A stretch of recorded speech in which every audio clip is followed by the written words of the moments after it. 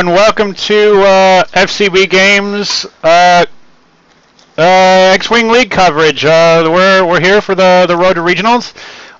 We got a new player here. Oh, there yet again. I put things on the wrong side. Apparently, I'm also pretty new. I like to tell players to sit on the side opposite from where I intend them to. So I'm gonna fix some stuff here on the screen. How's everybody doing tonight? I need to pop out the chat. All four of them. Yeah, we got 4 viewers. The way I feel about it is 4 viewers is better than 0 viewers. There are 4 favorite viewers. Yeah, dude. At least right now. I bet we got some show regulars on here somewhere. But on the right side, as I correct the screen text, we have the TableTopGeneral, who's going to be teaching some new stuff to Big Guy over here on the left. This is his second match of X-Wing ever. He always comes by on League Night because he likes to hang out at the shop, and he's watched a lot of X-Wing, but he hasn't played a lot of it, so that'll certainly be interesting. And here the boys are placing their ships out. Well, let's go ahead and do a list rundown. Big Guy on the left has a Wedge Antilles, PS9. He has a marksmanship, R5K6, and proton torpedoes. With Aaron Kraken, who has expert handling and assault missiles, and Biggs Darklighter, who has R2D2, proton torpedoes, and a munitions failsafe. Excuse me. And then on the right, I finally got somebody to play Iman Azami, and I've been working on that for a while now. We have Iman Azamin with the Andrasta title, of course. He's carrying a recon specialist, seismic charges, 2 proximity mines, and feedback array. With his wingman, IG-88B, who has push the limit, advanced sensors, Mangler cannon, proximity mines, and also a feedback array. Why he's doing the feedback array? I guess maybe he had points left. Or yeah, I would guess he had some points left over. You don't get the downside as much. You take the damage, but you have to take 2 ions to really get the downside for. Right, on the large bases. On the large bases.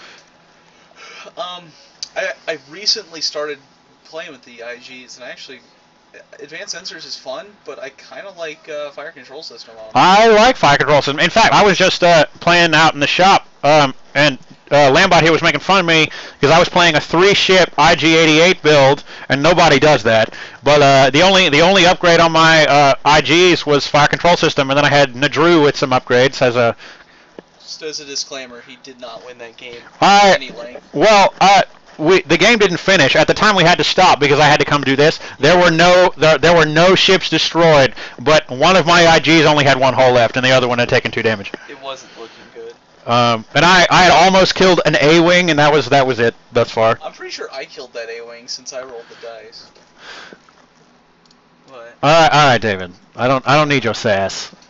So one thing I'm interested in, at least. Go tell them to start. Oh, I'll tell them to start. Going. I can't. Yeah, we're in here jamming up, but not. Go ahead. Yeah. Okay. We're good. All right. Are we following the ships today? Yeah. Everything's set up. So one thing I was confused with a little bit is, he has the seismic charge and 2 prox mines on Iman, which makes sense. You want to the prox mines are really good on him. But I was wondering why he has a proximity mine on IG-88 and not a seismic charge, because it takes the action. But I guess he also has got the push the limit to make it work. So he also he doesn't have auto thrusters on his IG. You're right. He doesn't have auto thrusters, and Iman does not have experimental interface, which seems to be pretty popular with him. Right. I just have not found the Iman list I like yet. So. Most people haven't, and the result might just be that Iman is bad, and that would make me very sad because it's a really unique ability, but it is an ability that you have to spend a lot of points on, like Nero Dantel's. It's like, who wants to spend all these points on torpedoes to make her work? Right. He is very much like that, but because we keep hearing about the changes to munitions, so it could be that. Yeah, there's some kind of change to munitions coming. I don't really know it is, So, but I mean, you looked at his. He looks like he's doing a 3-ship kind of aces thing with the. yeah, he has Wedge, Biggs, and X-Wings. Aaron. Interesting that he picked a Z95 here. It's for the. He's going to give The the action action economy, to right? Biggs. So then Biggs is He's super also defensive, and got. then Wedge hits like a train. He's also got, what, 13 points in munitions there. So he's got 2 torpedoes and an assault missile. Well, we'll see what happens. Hopefully, he's also kind of flying in a really loose formation with them all just lined up like that. But like you said before, guy is kind of new, so. Yeah, and Guy is a new player who wanted to hop in on the stream, balls to the wall. He's playing against an expert, Tabletop General over on the right, but the General is he's aware that Guy's a new guy, and I don't think he'll go easy on him, but he's certainly gonna teach him a few things, and not in a threatening way. Well, he's also General's also playing a list he's very uncomfortable with, so.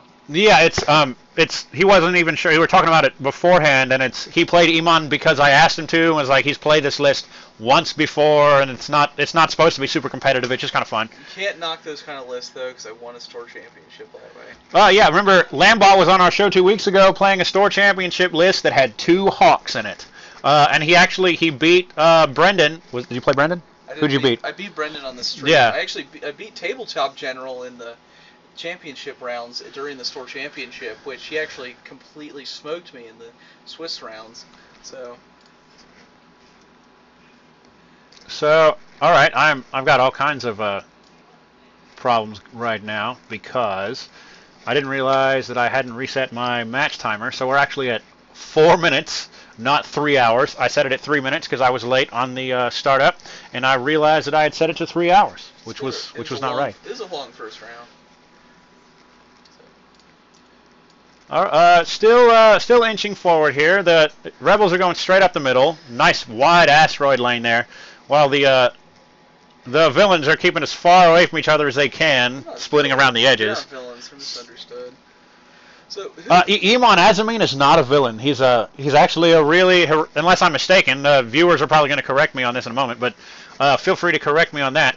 But IG-88B has killed a lot of people for no good reason. So who do you go after first in this situation? Iman might be in a bad situation too, though. With he's going to have Wedge and Biggs looking right at him, which it's not going to kill him, but it's he might not get a shot back here. We'll see how it goes. Oh, Iman's on a rock, though. That's gonna cause a problem for him. So one thing is, I'm pretty sure James is actually not very used to flying the big bases, especially after flying his really thread the needle interceptors he flies. So, and it's something you don't realize is that flying the IG and the fire spray is focus evade from IG-88B. The fire spray and the aggressor are both kind of difficult to fly because how big their bases are. Yeah. And they're not like the YTs where he's like, well, I just need to be around them. I can fly wherever I want. The fire spray, it has the advantage of the back arc. Right. And the IG doesn't, but it's a little bit faster than you might expect. It doesn't have 1 turns. Yep. And it's certainly not one of the easier large bases. IG's going to get a shot on Kraken here, which will be good for James. I don't think Biggs is in range, but there's a small chance. I don't think Biggs is going to be in range. But and then he's got I think Kraken's ability is at range 1 and 2 or just range 1. It's just range 1. So he makes an attack, he can pass a buddy in action. Yeah, I guess he's going to pass Biggs a second focus there then when he fires. Well, it's an action. It's not a token. So he has to he has to take an action he hasn't done already. I guess he can pass Biggs a target lock so he can get that missile off. So actually, Biggs could throw that proton torpedo at Iman Azamin right now. That looks like what he's going to do too because he's target locking with Wedge.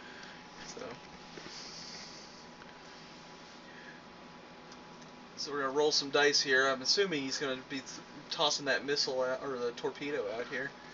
Ye Funny thing with that assault missile for Kraken is he's running a 2-ship build. So Okay, he's putting out that torpedo coming off wedge. It's going to be 4 dice versus Emon's 1. 2. Oh, that's wedge. So yeah. It is wedge, yeah, and it does not look like it's obstructed. Yeah. Borrowing a dice here.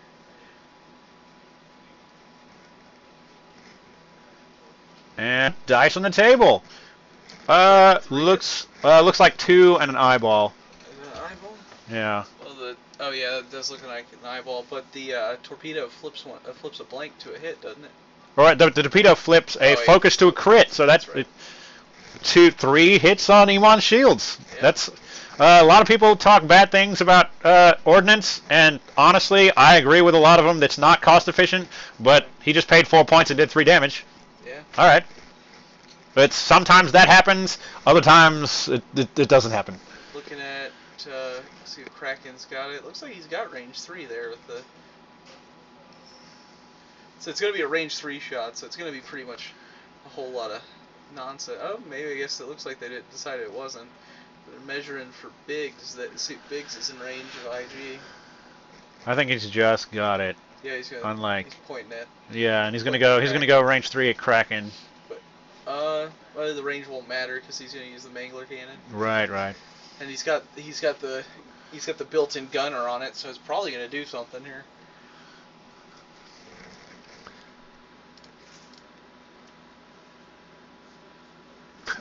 I like how interesting strategy means this dude gonna die.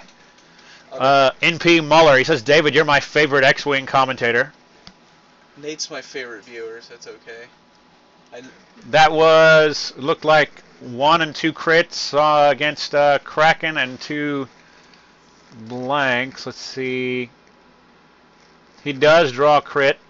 All right, I'm going to give the headset to Lambot from now on. Oh, wait. It looks like a direct hit. It's hard to see. I'll go check.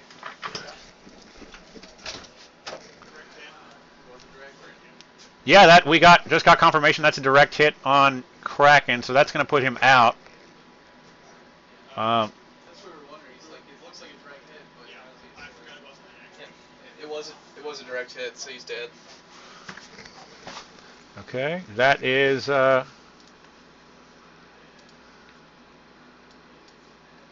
Aaron Kraken is now DEAD. And also, I didn't update Emon's shield. Emon should have 1 shield remaining. There we go. The screen should reflect the current status now. Looks like Biggs is attacking Emon. 2 damage goes through. Let me get rid of Aaron. 2 more damage goes through on Emon Azamine. That's going to leave him at 5 hull.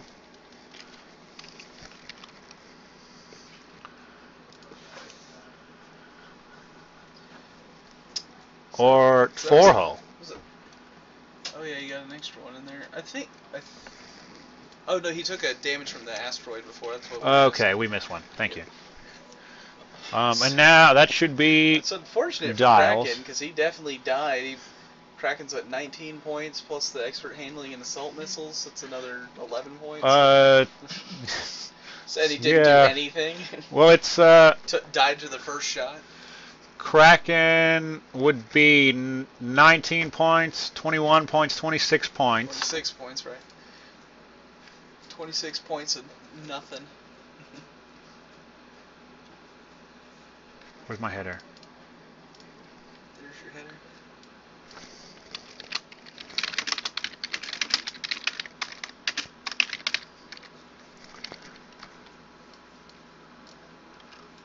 What the?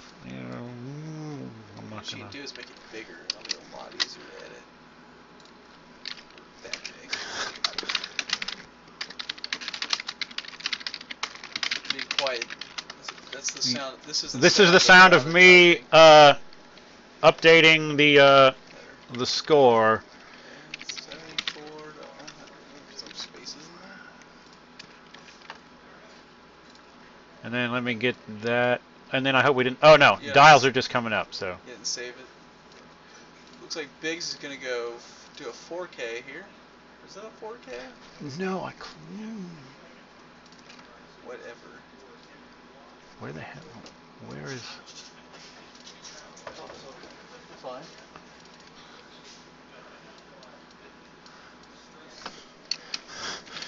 Try number 3.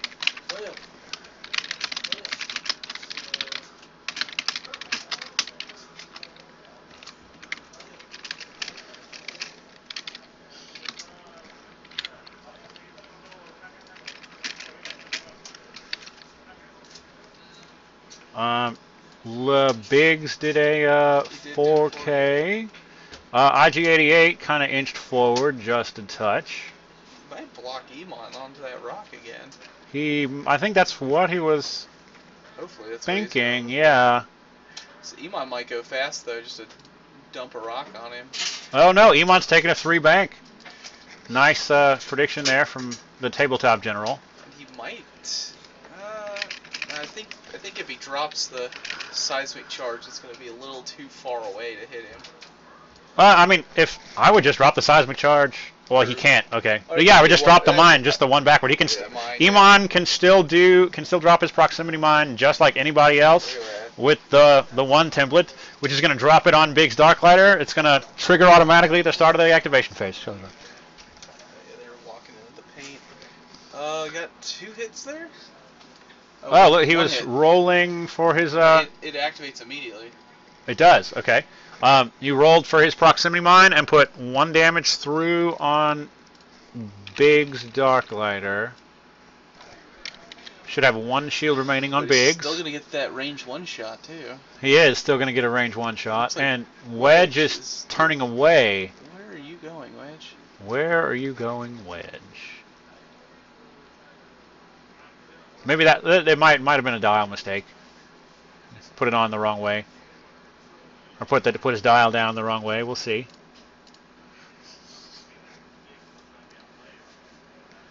What's up, Rydub? I will never forgive you for signing on late. I'm just kidding. Yeah, we're. I see you're seeing our heavy ordnance list. Big Guy is a pretty new player. And the Tabletop General, our stream regular, has agreed to take Guy through his paces without being too harsh on him. Without being too harsh, yeah. Yeah. So Wedge turns away. It looks like we're gonna get 2 shots on. We got a rear shot from Emon. Oh no, he's target locking him with Wedge. So our first shot's gonna be from IG88. 7 viewers. That's not as high as it has been. We'll see if it picks up. Yeah, so it's going to be Wedge target locks Emon Azamine, and now shooting. Emon is shooting range 1 at Biggs. Got 1 hit. Looks like 1 hit.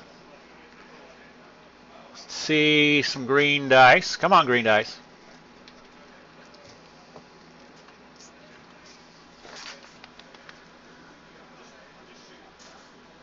One evade. Biggs ignores the shot. Now we're going to see range 2 Mangler Cannon from IG88 Bravo. And he's got range 2.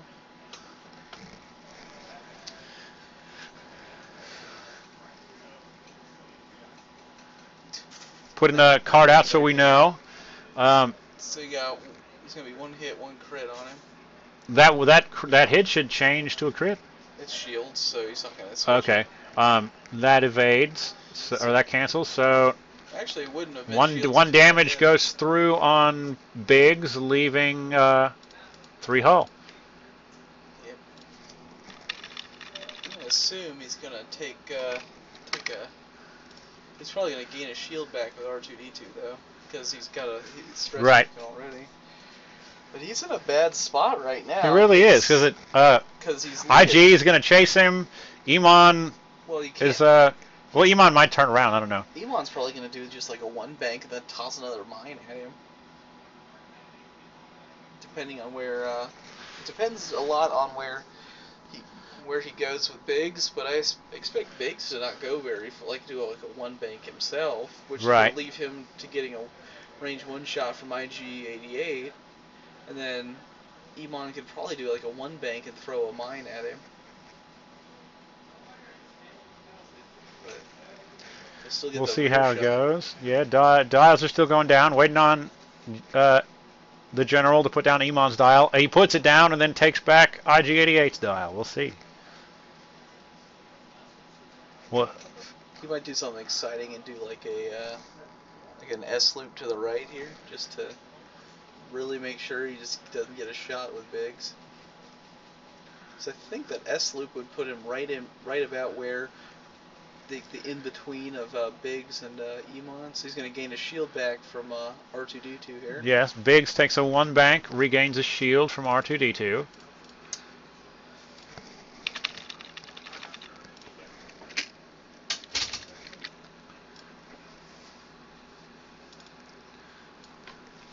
Now we'll see which of the bounty hunters moves first.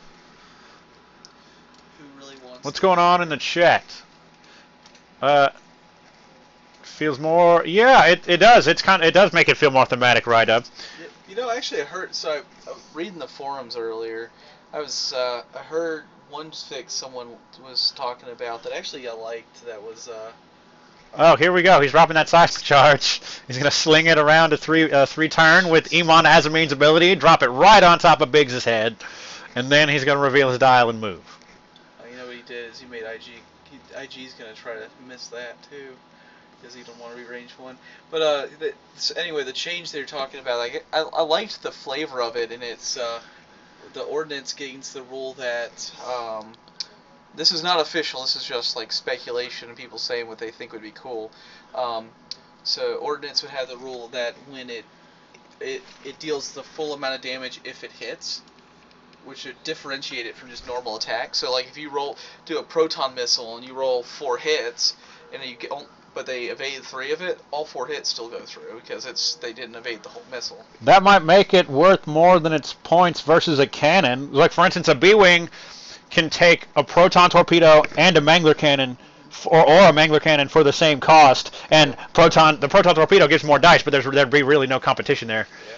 So IG-88B like, banks towards Biggs, and then he tries to boost away from that bomb, but he's like, whatevs, I'm just gonna eat it. Yeah, he's got that mine or the bomb right there, and he's also got a rock right in front of him. So, yeah, so both those ships are gonna take a damage from that bomb. Wedge still has to move.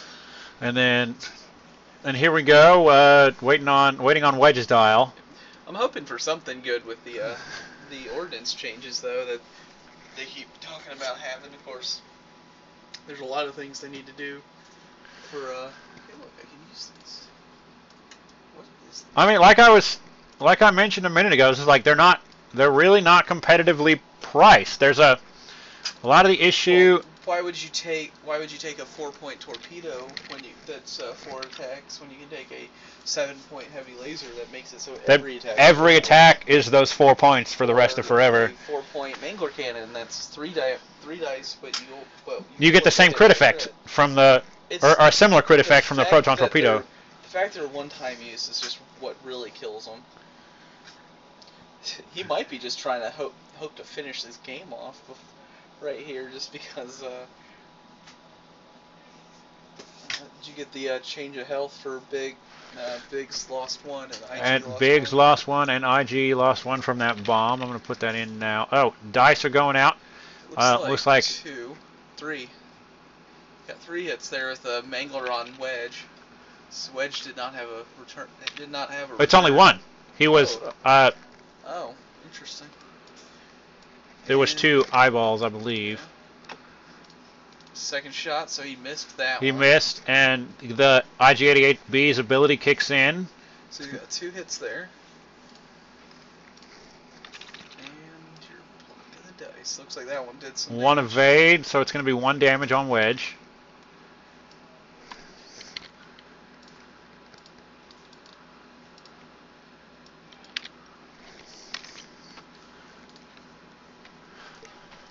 And time for dials yet again. Well, we tried.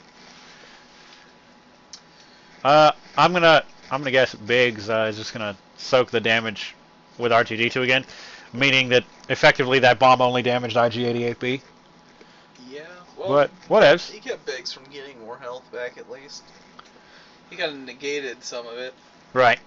And even an X-Wing with 4 health can die to a range 1 from another ship. Especially when that other ship is a fire spray that's going to be... that shoots down. Yeah. So the other thing I wonder, though, is because they've definitely said that the munitions change and the bomber fix is coming. So, like, in some time in the future. But they've promised it for the next wave. Alex Dabia said it's in wave 7, which means it's not going to be cards that are like a new title for the bomber. It's like, and I've read that a lot on the forums. It's like, I wonder what the new bomber exclusive card is going to be, and it can't be that because it's going to be a new ship that it comes in. So there's going to be a new ordnance heavy ship, I would guess, like the assault gunboat, which is actually called the XG Starwing in universe, or like maybe the Rebel K-wing. It could be it could be that it's like a bomb or a missile slot or a torpedo slot that like via modification or something like that. It would be kind of like bomb loadout for Y-wing. It could be something like that, where it basically they could literally make it say you get a missile and some upgrade for that missile for free. I mean, they could do that if they really wanted to. They really could also make it so that, like maybe if they did that, right, that change I was talking about, it could be maybe missiles do that, but torpedoes do something different, you know? NP Muller, everyone wants to see Jar Jar's severed head floating in space. Oh, wait, you said disembodied. I made that way darker than it was. I'm sorry.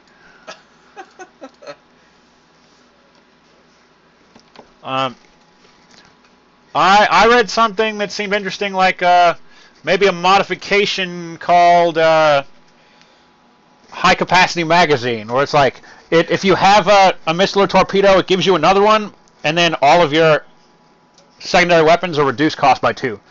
So, but it'd be a 2-point upgrade. So the first time the first one you buy, it costs full price, and additional ones are cheaper. There's all kinds of Wedge just turned into that rock, which is unfortunate. Wait, how did IG turn that way? He moved and boosted. Yeah, we're just talking about things that are probably never going to come out for the game, and we're missing the game at large. I'm sorry, but yeah, the IG took a move and then boosted into a shot. He rolls his Mangler cannon 3 dice. It's like 1 hit. Yeah, he decides to keep it with 1 hit. Yeah, get that. But he takes the 1 hit on. And 1 hit goes through on Biggs, which means IG-88B's ability cannot trigger because he rolled 2 blanks. Yeah. He was taking the gambit of. He was taking the gambit of. He'll probably roll at least 1 evade here. And the fire spray has. Looks like no. I think he said no there. Yeah, no shot there, but Biggs has a shot back. That big base of his. At least Emon's got the focus this time. He does. Looks like I think it's going to be range 3 at Emon. 2 hits. 2 hits. And looks like. Oh, range 2 and 1 evade. So he's going to take another hit there. So he's only got 3 hull left. But he only has 1 piece of ordnance left. So. At least he's getting there. He took those double focus for nothing, though.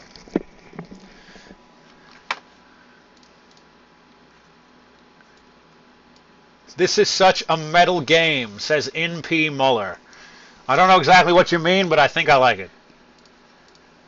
He doesn't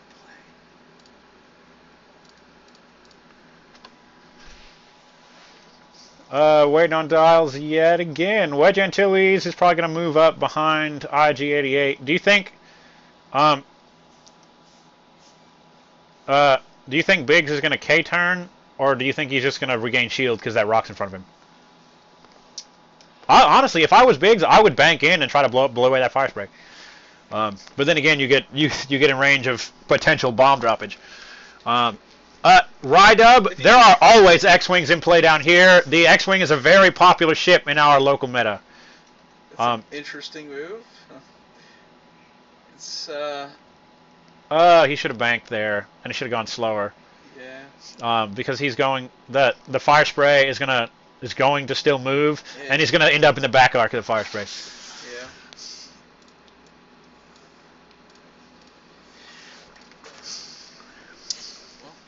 Yeah. Yeah, root for big guy. He's a really cool guy. He's pretty new to X-Wing. He's watched us play a lot because he's always hanging around the shop here. But he just bought some stuff about a week ago, and this is his second game ever. He's been wanting to get into the game for quite a while. I mean, I think he's just. Oh, it's the fire spray is taking a too hard turn, so it looks like Biggs might be safe this round. Well, safe from the. Safe from the fire spray at least. The IG-88 is probably gonna turn around into him. And here we go, lining up those extra templates. This is the new official way to judge a bump based on a turned maneuver. Oh, you line up a straight template behind the turn template. I think they kind of like almost implied it before, or they kind of people are already doing it, but. Well, apparently people do it on Vassal. They made it official. Yeah. Thanks for the. We appreciate it, Marty Man. I'm glad you liked the stream. Marty Mar, I'm glad to work. Marty Mar, it looks like Marty Man. Have this one on in the background and now feel so bad. Yeah, thank you. We appreciate any compliments. We've been working on improving our show for a while now, and we still make mistakes. And you'll notice, like we're 100% live. I don't do any post production even before they go to YouTube. So you'll notice that I forget to update the screen text occasionally. Sometimes we try to keep up, but I'm not perfect. Yeah, the new FAQ went into effect today. So. Oh, today is officially the first day for the new FAQ. That is a very good point. We actually 2 weeks ago we played with the new Phantom ruling even before the rules went officially into effect. But funny thing with because the tournament we did last weekend, we had the new rules in effect. Not a single person ran a Phantom.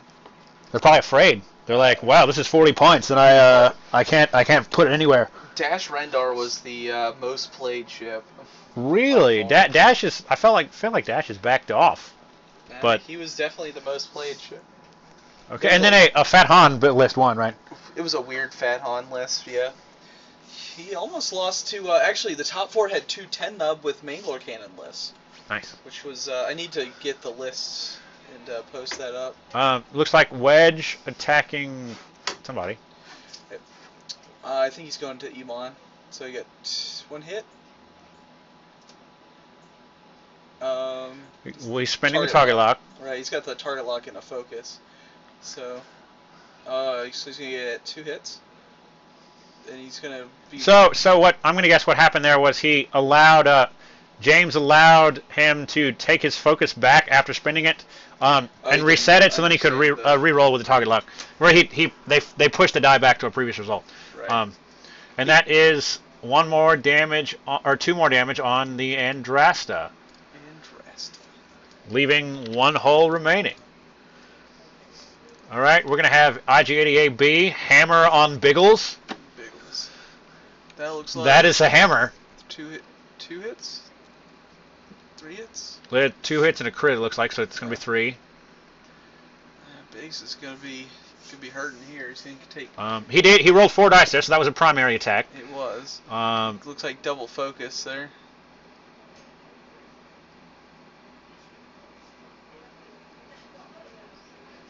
He does have the focus token over. So he's going to spend the focus to take a crit to hull damage. I don't know what he thought about that. He's not going to have a shot. He's learning. He's taking a crit though. Yeah, find out what that crit is. And verify the damage. 2 hull left. It's a direct hit on. So that is actually a direct hit on Biggs, leaving him at 1 hull remaining.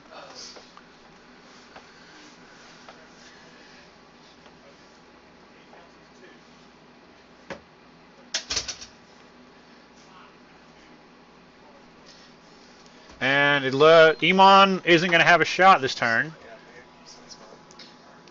Look who came to play. Yeah, our buddy Short Chad just walked into the booth, and he scowled at me when I called him Short Chad. I don't know. He's half Hulk. Get a better nickname. He's half. Hey, people! You've seen Chad on the stream before. He's the guy who flew his decimator off the table. Well, he wants a new nickname besides Short Chad. I flew 2 weeks ago with a Phantom and dominated. So. He also, he admittedly may or may not have won a game with a Phantom 2 weeks ago. Who did he play against? Who did you play against? Dan. Right, yeah. But I thought he won. No. Oh, okay. He didn't touch that. You're like, no, he didn't win. I don't even know. Well, apparently I was there too. Apparently I don't know. You half Hulk, Chad. So I like that name. Recap. We have 76 versus 100. Big guy has lost. We got 2 ships. Who lost? Aaron Kraken. We lost Kraken. First round is shooting before Kraken ended. But we do have 1 ship on each side with 2 hull left. Big's Dark Glider for the Rebels has 1 hull remaining, and Iman Azamine for the Scum and Villainy has 1 hull remaining. Right. So, talking about the new FAQ again, that while we were there, the thing that was very present in the tournament was the new asteroid rules, and I hate them. You got all the way up to 13. I hate it because, well, see, so you have to have three obstacles in your list, but there's no way of recording it. And it's like, as a tournament organizer, how do I know that game 1 you used the same things as you did in the last game or any other game? That's fair. And also, we had it happen several times where people mixed up their rocks. You should announce at the start you have to use the same asteroids every time. That's the rules. Yeah. Well, I know, but no. I mean, you should announce at the start that when you register, you should put, or like maybe at the back of your squad sheet, trace the asteroids you picked. That's what I was thinking, is you had to trace them, but the problem really is that FFG needs to have an official way of doing it. No, they do, and it's. I mean, the easiest thing is you print out a document, right, that has and then it should have of them, and you just mark off the ones you're using. That might be a good idea too. That would be the easiest way to do it, I think. I have a scanner. Okay, Biggs turned away. Iman Azamine is taking a 4 straight past IG-88, trying to get him away from some fire, and maybe throw that last bomb out there before he dies. Rock number 1, debris number 4. I guess. Are they using debris on this one? No. I think they're using the 6 rocks. I got you. Well, no, there are a couple of duplicated rocks. Are there? Yeah, like these. The Ewok is in there twice, or the Jawa. Are we having nicknames for all these things? They've always had nicknames, I didn't know that. but it's because they kind of look like. Yeah, some of them kind of look like things. What's the big one? The big one. It's the big one. Okay. Chad didn't know that some people nicknamed their rocks, and he was like, "What's the big one called?" The big one. The one everybody places first. I mean, that's what I think the real result is going to be. There's going to be exceptions where, like, Dash Rindar loves the debris fields because he can land on them and he can still fire. But for the most part, we're just going to see a lot of games where both players bring the big rock. Yeah, I hate that. I really hate that. Mostly because you can block up more of the table. I think several of the debris are cover if you actually drew a rectangle around them. I think the area is a little bigger. That's probably true, actually. I think there's one small debris cloud, and then the rest are pretty big. I only have the decimator ones, which I was missing tonight for some reason. I was using them in the tournament, so Okay, Wedge is taking a shot at One hit. Iman Azamine. Looks like definitely a hit. Looks like a crit. He does. He's going to spin that target lock and re-roll 2 dice. So he gets just one more, and he's one more in there. But looks, blanking an eyeball. Looks like 1 evade, but I think Iman is safe from that shot from Wedge. Yeah, he's safe.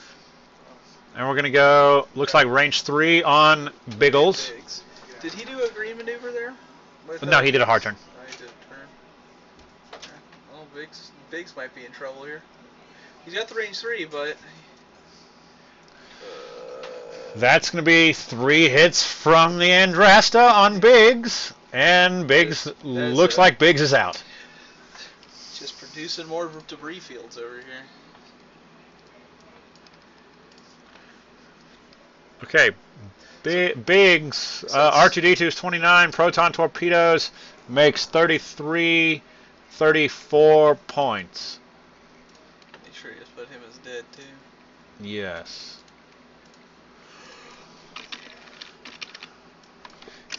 Biggs is out. That leaves Wedge Antilles versus both Iman Azamine and IG88B. It is of note that Iman Azamine only has one hull remaining, though. Right. He's going to have where Wedge is, it's going to be rough for him to actually hit him with his remaining seismic charge, but, you know, Wedge doesn't want to get too close or he's going to take a seismic charge to the face. What's wrong with seismic charges to the face? Oh, the seismic charge is already spent. Oh, not seismic charge, proximity mine. Yes, let's not fly on top of proximity mines. It's bad for your health. But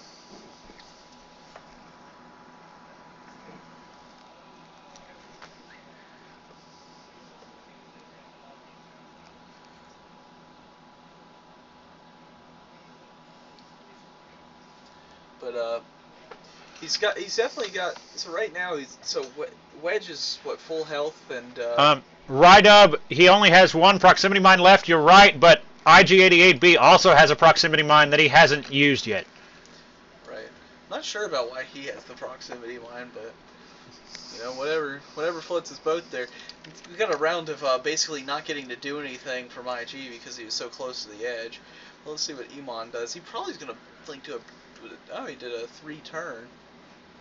3-turn from the fire spray. He's probably trying to move faster than Wedge was thinking. So then Wedge would have to do a hard turn to keep him in arc here. Right. And Wedge is down 1 damage. He's gonna put the last mine out, or put the last mine out. There with the 3 template, using Iman Azamine's ability, throws a proximity mine with a 3-turn template. Because if he doesn't predict it correctly, he might hit it. I think he'd have to go 5 straight to land on that. He was like. And he banks away. Yeah, he didn't even go close to. So he might have made a mistake here by not trying to finish off Iman before going after IG. But.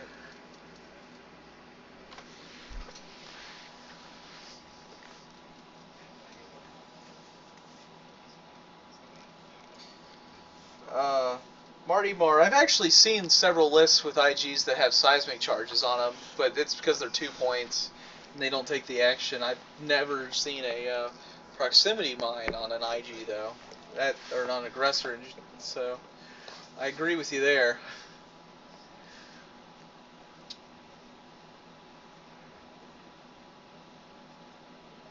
Right up, that's interesting. You put 1 seismic charge in a list with double IGs, and they're all right, I dig it. You're getting a nice fur ball, and they forget which one has it, and then you drop it on their face and laugh as you fly away.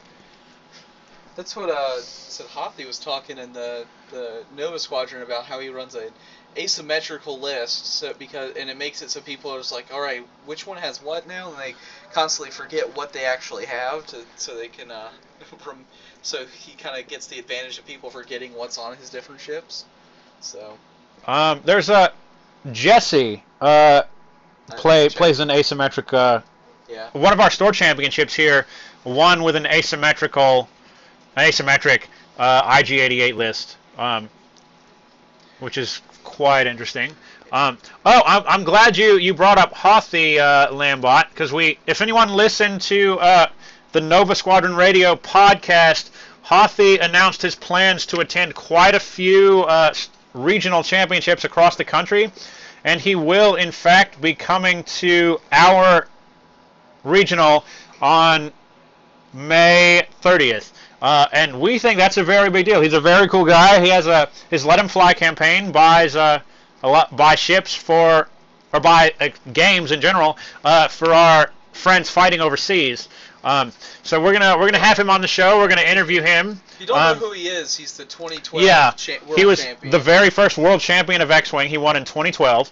And we're gonna have him on the show, and he wants to meet the first recipient of the Let Him Fly campaign, Brendan Doherty, who's the Rebel Master here. He was actually on the stream on the last show. He's a regular. He's a regular flyer. He was the first person that Doug ever sent a game to in Afghanistan. And let me tell you, he really made it catch on over there with the soldiers. Yes. So he is Mr. Fly Casual indeed, Marty Marr. He's a really great guy. We're gonna have him on the show.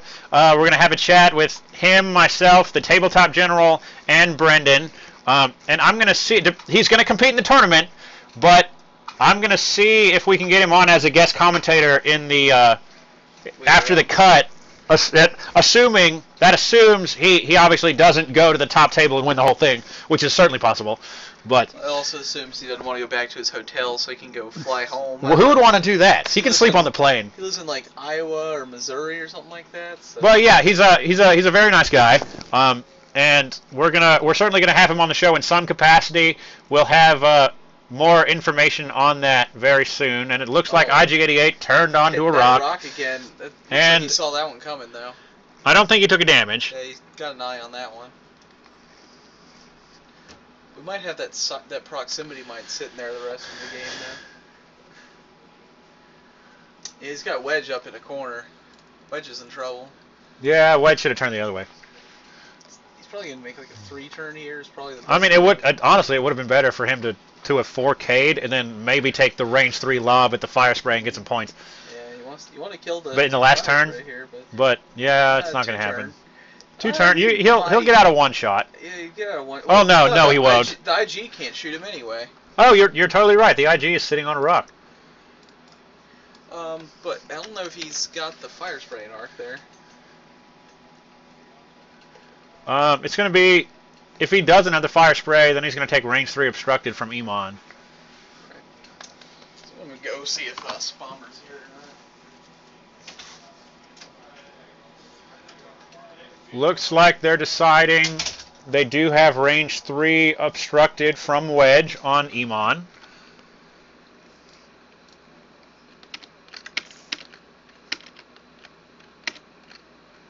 Looks like a hit and a crit. Or, I mean, a hit and an eyeball.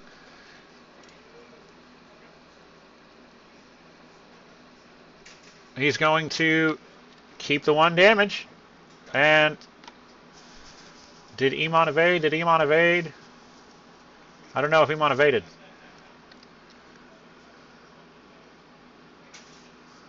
I think Emon evaded. Emon returns fire. 1 damage against Wedge.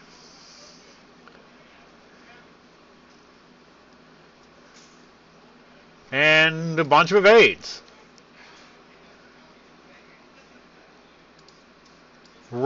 Yes, Marty Marr, I believe that the screen text is accurate. He has 3 hull and 1 shield remaining.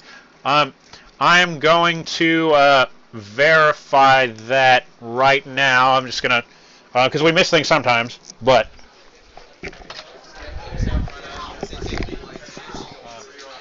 Wedge is at 3 hull, 1 shield, and there's 1 damage left on Emon. Just double check. Thank you. That, yes, the on-screen damage is accurate up to the current standings. And please remind me of that. We're completely live here, so I do tend to forget to update the screen sometimes.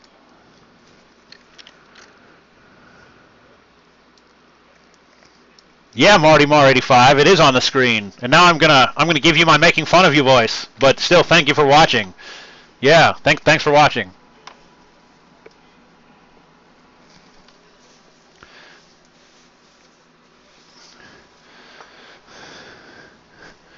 Right up.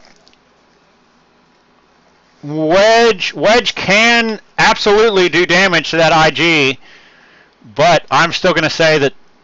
Because we don't have a time limit, the IG would probably come out on top on that situation. Oh, did he turn off?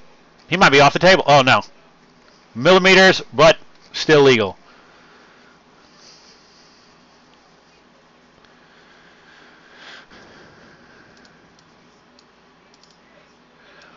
And Emon takes a 3 bank.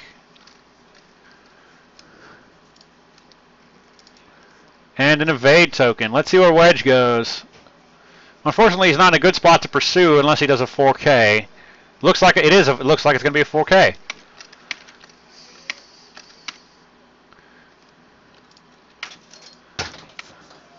All right, John's here now. Cool. Wedge did a 4K. Didn't see that coming. Is he gonna finally actually kill Iman here? I don't think you can see. I think Iman might be too far away.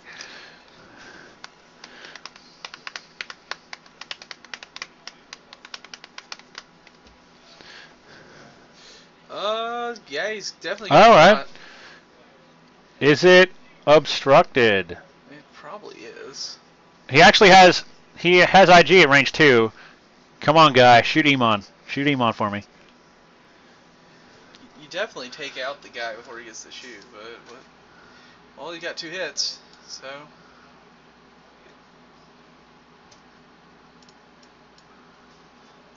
He had the target lock on the IG, so we took that shot instead. Okay. So. Looks like 3 hits. So coming up next, though, because I finally found out what John's running, he's going to be doing his second place list from the tournament last weekend. It's 10-nub and Aaron Kraken and then he's got a Blue Squadron B-Wing and a Bandit. Oh, and IG couldn't shoot. So, see, he calls it the 10-10-2-2 because he's got veteran instincts both on 10-nub and Aaron Kraken, make him pilot skill 10, and he's got two pilot skill 2 guys. There's actually so he made second place. He only lost to the champion in the finals, and he actually had beat him in the Swiss round. So it was just bad luck for him in the last round. He has a good match against Rich with the Fat Han, but looked like Iman took a shot and Wedge evaded. He actually that list also did really well against the Tabletop General's triple interceptors that he likes a lot. That's the only time he was undefeated going in. Or no, Kurt, who made third place, had beaten him. Beat him in the fourth round of Swiss, but. Who are the other ships? Huh? Aaron Kraken. And then he's got a Blue Squadron and a Bandit. We'll get the upgrades later. I know most of them. I know 10-nub has Veteran Instincts, Mangler Cannon, and Kraken has Veteran Instincts, Blue Squadron has Heavy Laser, and Bandit, I think, Naked.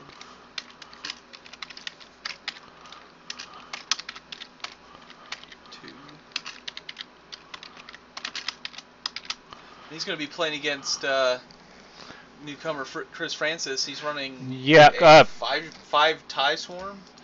Yeah, he's running a grouping of 5 TIE fighters. Francis, depending on how far back you guys go with us, if you watched our very first stream, which was at our store championship, Francis was actually a player.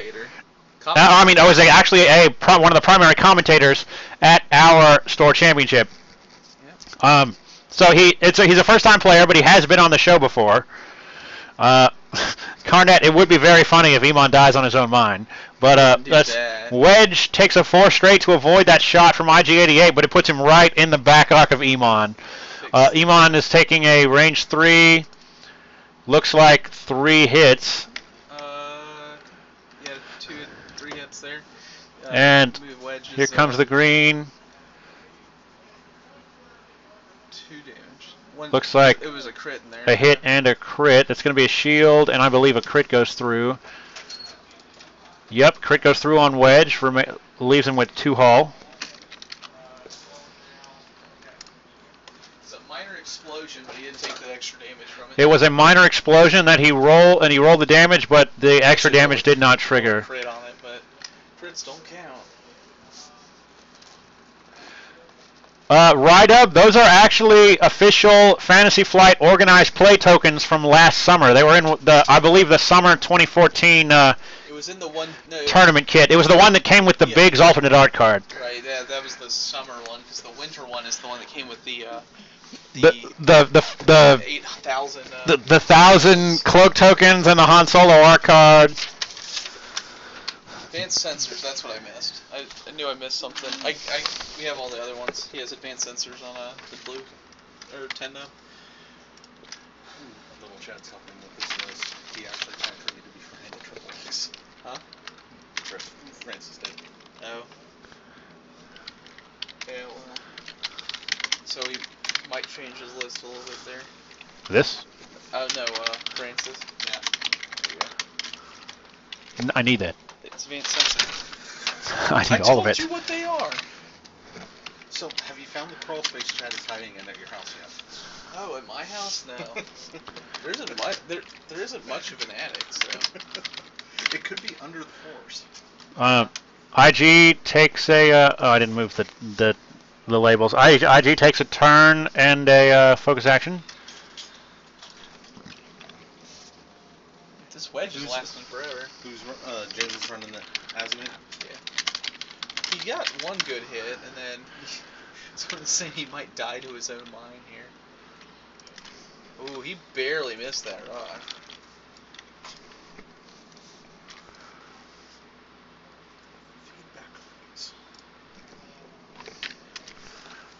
I don't think he's been in range 1 to even use them. I think it's a free damage if he's in range 1 and not an arc, but he doesn't take the disadvantage of the ion. Yeah. And Wedge Antilles is going to take a 3-turn. Still stressed, unfortunately. He's trying to catch up with Iman to actually take him out.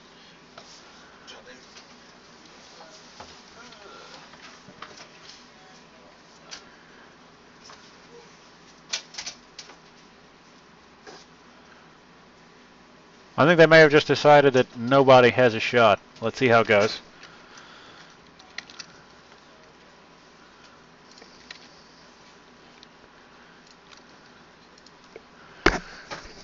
Yep, they're picking up tokens that nobody has arc on anybody else. Whoa.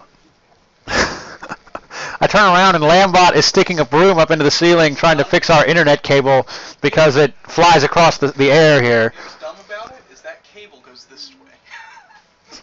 So What? it can definitely be fixed. Please do that. I'm gonna fix this. Right up, I'm telling you, we play a lot of X-Wings down here. You want to play X-Wings, come to Atlanta. 4K from Iman Azameen. I'm telling you, I do want to see him just run into his own proximity line. Wonderful.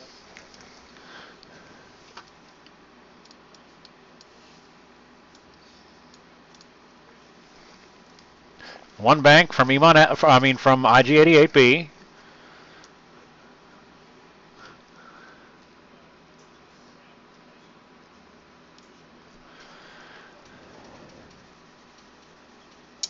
This is a good question. Where's Panthersville? I don't know where. Somebody saying that on the chat. I don't see it. Huh? No, Tommy said I'm just so mad he's in Panthersville. Looks like it could be a standoff. Unfortunately, Wedge has no chance of clearing that IG88, and then he could very easily get destroyed. Did they run into each other? Or? No, there's definitely a gap there. Alright. And he finally took his green maneuver, so he took a target lock. Oh no, he took a focus, excuse me. He has the target lock. He's had the target lock for a while because of R5K6. Yeah. Which one's R5? Why didn't he take... you spin a target lock, you can get it back if you roll. Looks like he's going to spin that target lock to reroll 3 dice. Yeah. So let's see what happens here.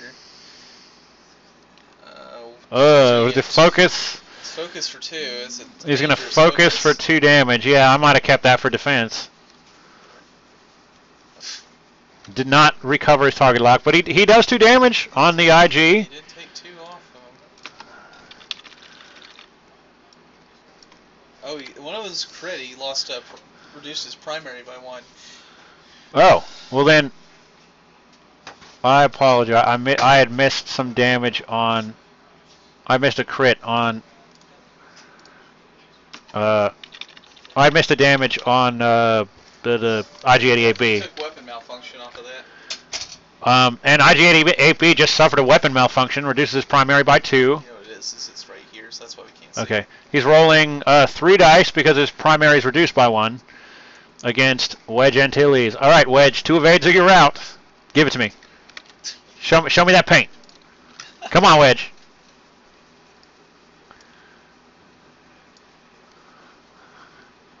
So let's see what you got here. see, 2 If he focuses. hadn't spent that focus, That's and a good game there. that's the end of the game. All right, we're gonna give us 2 or 3 minutes. We're gonna have the players on the stream here. I'm gonna get Guy to come in first.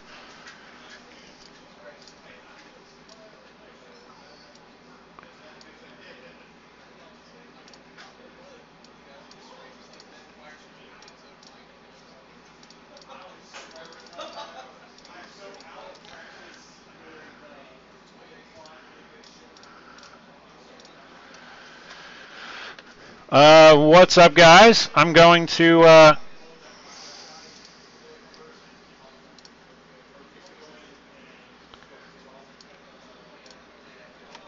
put that up there, and let me adjust the header here. Next match.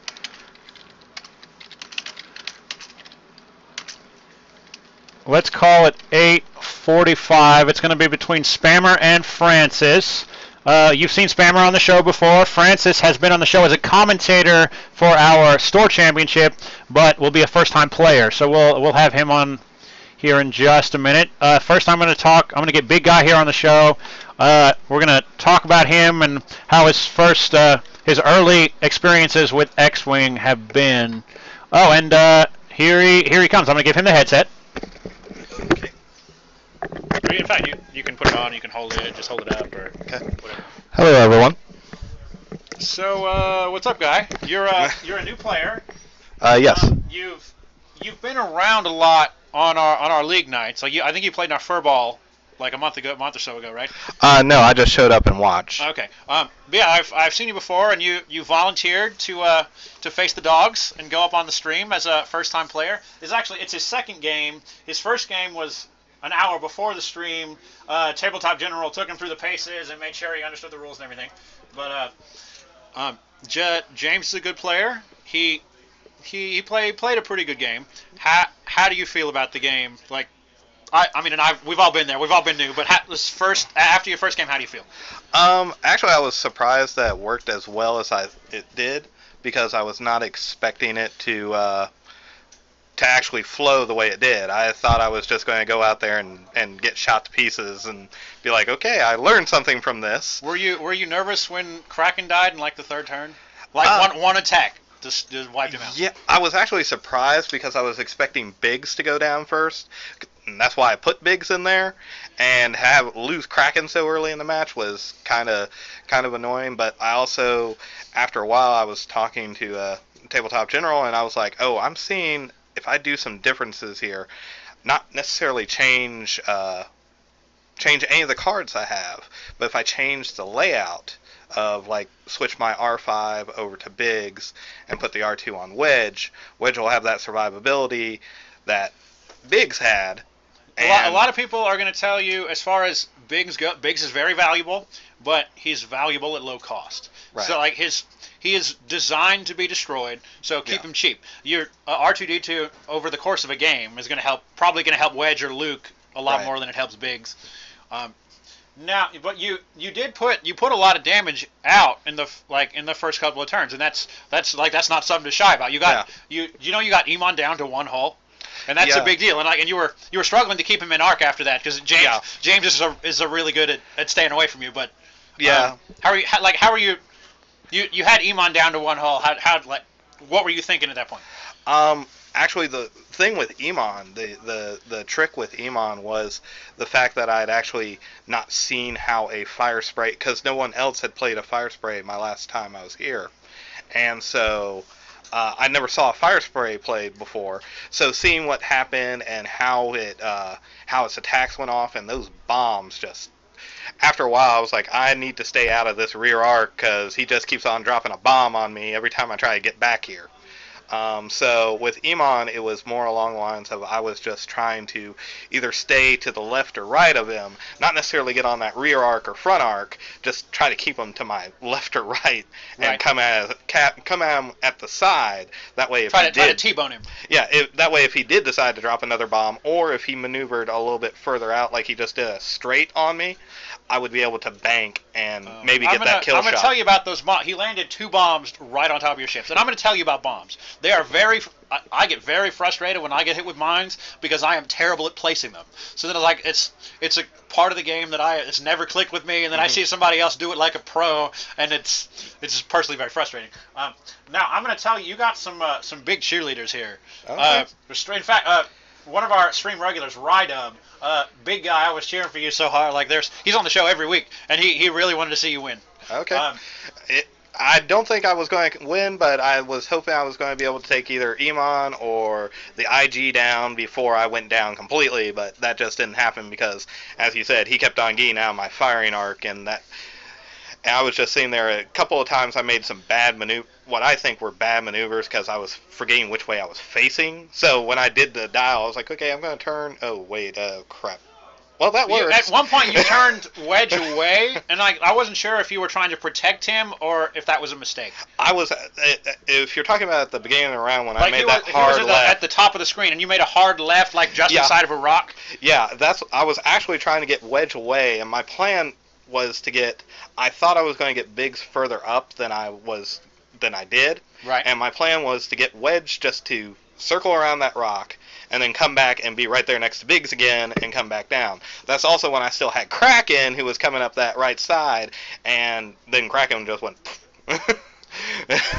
Any final thoughts? Would you come on the show again? Oh yeah. I have no issue. I mean, I enjoy playing, and I'm getting, as I said, I'm getting a better handle on certain things, and I'm learning more and more, and I'm hoping to really build on this because one of the things is everybody keeps on telling me that like proton torpedoes and missiles and all that, they can be a wasted usage. You did 3 damage with a proton torpedo. Yeah, and it's like sometimes they work. Sometimes they work, and as I said, I'm just hoping that maybe there'll be some next set. There'll be some interesting cards that'll help me really bring those to the forefront in a fight and make them at least viable again.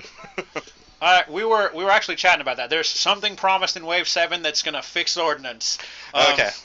No, it's like, and it's Alex Davey. He's one of the designers. He won't tell us what it is, but it's like they're going to give you. He keeps saying they're going to give us a reason to fire those torpedoes. Okay.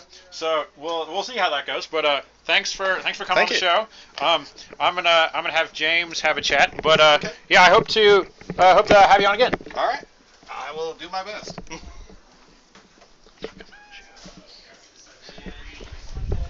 Here, James. You gotta come talk to all the faces. It's going to be really interesting trying to take it. That's okay. Okay, so we have the Tabletop General of TableTopGeneral.com here on the show. He's been on the show several times before. You went. I don't want to be mean, but you went into the game knowing that he's a newer guy. Right. So it's everyone's seen you beat all kinds of lists here on the show. Is there anything different in your mindset if you know you're facing a new guy? Like maybe not going easy on him, but a difference in the way you play? I mean, I definitely didn't approach the game quite as seriously as I normally would. And honestly, I made a lot of mistakes just because I'm not used to flying big ships anymore. And this was kind of on short notice that I stepped up to play this one. I think I can remember maybe one time I've seen you land on a rock before today. Yeah. One time, like I played against you and you've been on the show a lot. And you put in the second turn. Oh, yeah. Iman was on a rock, yeah. And even then, I thought that was safe, and I had no idea that he's going to jet up 4 forward and be able to blindside the fire spray at that point and just completely wipe its shields. I wanted to make sure to keep Eamon in the game and be throwing bombs around, and I didn't realize when I deployed him over there on that side that it was going to be really hard for me to safely cross those asteroids that were lined up in order to actually get Eamon in front of there. I wanted to use a slingshot, and I never really got a good chance to use it. I did manage to get all the bombs off. I did manage to land the bombs on targets. I got one proximity mine and the seismic on target.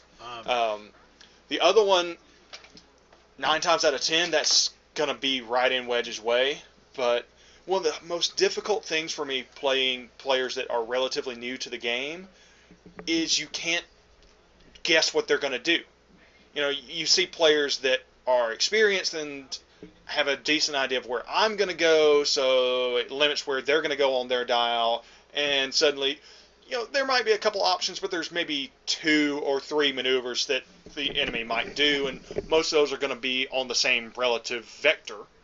So I can fairly safely drop those mines in just about any other game, and they're going to be in the way. Even if they don't land that turn, they're going to be right in the way next turn. We were talking about you put it right in Wedge's path, and it was a long way. Like I almost feel like he'd had to go on a 4 or 5 or move twice to hit it. But it was you placed it really smart considering that he was almost dead and probably may or may not have gotten another chance to throw that bomb. Right, and that's exactly what it was. So the previous turn, when Biggs was still alive, I had an opportunity to use my feedback arrays that never fired the entire game. Right. Had feedback array on both ships, and I didn't end up using it. Had Wedge done a little bit less damage to Biggs, I was very seriously considering trading a damage on Eamon to just take Biggs off the board, because he was sitting there at 1 hit point. But especially considering that we were trying to show Eamon off a little bit, I decided, you know what, let's leave it on the board. I can handle him next turn with the aggressor, and let's make sure I get that mine off. And by the way, he was we were trying to show Eamon off. I've been trying to get someone to play Eamon for the last 3 or 4 shows, and I couldn't get anybody to do it. And the general here was kind enough to humor me. There was another moment that the users picked up on. You threw out that last proximity mine, the one that never triggered, and then Eamon came back around. It was like a lot of people thought he might land on his own mine. Did that cross your mind on the table? As many times as I hit asteroids in this one, I was sure I was going to hit one or the other, because I was basically committed to that move a turn earlier. Right. I was running away trying to make sure that Wedge did not get a kill, because Eamon was so dead. But I was like, no, keep running, keep the rear end pointed, and maybe sooner or later I'll get a shot off just to get a couple more damage out. And I realized I had 1 or 2 things I could do. I could either take the long way around, go right up against the table edge, and do a hard turn and present my flank, which is a horrible position for a fire spray to be in, because it's got such a big blind spot. Or I could try to cut that corner. As many times as I landed on rocks in that game, as bad as I am right now at flying big ships, I just thought for sure either I was going to land on the mines or I was going to land on the rock, and either way take a damage and die. But it just so happened that I lucked up and was able to shoot the gap. That's it's always good. All right. Final thoughts. This list or another list, would you consider competing with Eamon, or is his ability a little too oddball for you? It's not that it's too oddball for me. I just don't like the bombs that are available right now. I'm really bad with bombs. It was like, and I probably would have ended up playing Eamon myself, but I was saying in here with him, I get really frustrated when somebody drops a bomb directly on my ship, because I've never done that before. Because I think I've done 2 damage with mines ever, and that's not to say that I haven't tried to make them work often. Right. So I'll be honest. I did some research today because we talked about this earlier, or was it today or last night when we finally decided that I was going to run this? Probably not till this morning, because I actually had another player lined up as late as yesterday evening. Right. So we've been looking at this. We've been talking about Eamon for a little while. I did some research and looked up Doug Kinney's articles on the slingshot maneuver and how he does that.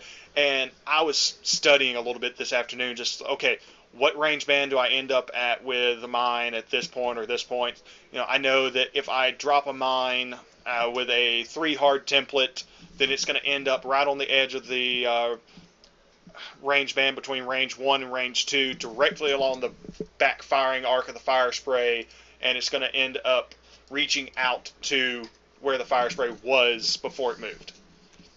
And I was looking at the actual slingshot maneuver, where if you do a 3 bank in one direction and use the 3 hard template to drop the bomb in the other direction, that the center of the template ends up right where the center of your ship would have been if you had banked in the opposite direction. It forms a weird triangle, and that's really I can kind of see it, and that makes a lot of sense. Yeah. Right. So I was looking at a lot of tricks like that, just trying to figure out how to be efficient about dropping the bombs and how to get them on target. I really wish I'd been able to bring a proton bomb into this list. I just didn't have anywhere that was comfortable dropping 2 points off of something to upgrade that seismic. Right. Because I think that's going to give it a lot more punch. But I'm really hoping that there's going to be some new bombs available in the near future. All right, we're hoping for new bombs and new something that makes us want to use ordnance. Yeah, I mean, ordnance is such a great concept, but mechanically it just doesn't work here. In the game that shall not be named by WizKids, ordnance is a viable thing, kind of. There are some units that it works on, but the mechanics are so much better in that they're reusable. Right. It hurts your action economy, but you can reuse them. You spend an action to recharge it on a later turn, correct? Exactly. Yeah. And there's a couple ways to get around that with certain ships, and it can be worth it in there. Here, I just don't feel like it's worth it unless you've got a very specialized use for it. Right. So, I was definitely willing to step up and take this challenge, and I've been looking at it for a little while. It's just, how can I do it? And another player in this area, that handsome Nick, did very well with Eamon yesterday in a semi-challenge game. Okay. I don't remember exactly what he was doing, but he had, relatively good success with it. I just don't see it holding up against top tier lists. I mean, and see, that's the problem. It's a fun thing, and I actually think he works a little bit better than the closest ship ability that I would compare him to is Nira Dantel's. It's an ability that's designed to make you spend more points, but I think he works a little bit better than she does. But I don't think that I don't think he's ever going to be top tier. No. And it's just even with bombs, expendables are at best a risk. Right. Bombs can be done very well, but they are a risk of points at best. Right, and really you've got to have two separate things going on in order to be able to effectively use Eamon. You've got to have your bombs that you can use against lower pilot skill pilots because you know exactly where they are. And then you've got to have your mines to drop in the way of the higher pilot skill pilots, or the ones that you can catch in place before they get a chance to move, if you're going to be able to drop the mines directly on top of them. Right. You can mitigate that a little bit with an intelligence agent, but that only goes so far, because the intelligence agent will only give you one ship. You don't know where everybody else is moving. If that one ship is moving somewhere that you can't hit it with a bomb, then tough luck. Yeah. And intelligence agent doesn't give you anything later in the game, whereas spending the crew slot from the fire spray on a recon specialist gives really you the ability increases to your durability. Right. It increases the durability. You're able to use a focus on offense and defense, or two on defense if you really need to, and you're getting swarmed. So I feel like that gives you better economy later in the game. I agree. Fire sprays either need a heavy laser cannon or recon specialist. They're best with both, but that's expensive. Yes, it is. And putting that and all the bombs on Eamon, you're really looking at all your eggs in one basket. I mean, you had two 50-pointers, right? I didn't add it up, but were they the same? It was pretty close to it. I think Eamon might have actually been just a little bit over 50 points. Okay. I'll go back between matches and take a look at it. But I know I took some things off of IG to make that work out of my double IG list. So I'm pretty sure Eamon was probably close to 55, maybe somewhere in there. I don't know exactly on it. Always a pleasure. Thank you. You will certainly be on the show again in the near future. But yeah, we will be. I'm going to go see if the next game is set up. Any closing words? I hope you guys are ready to put up with me some more, because I kind of want to sit around and do some commentary. He's gonna hang out with us and talk about the next game. So I'm gonna go see if they're ready. And in fact, I'll throw it up here on the screen.